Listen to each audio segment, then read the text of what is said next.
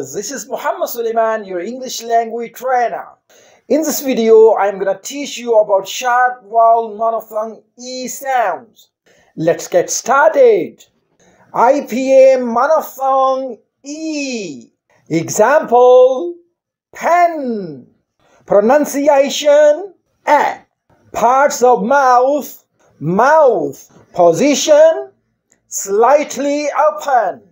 Tongue, front. Lips, slightly stretched. E as A. More word examples. Bet, get, set, pet, net, men, ten, beg, bed, den, hen, yen. So viewers, this is all about the topic today.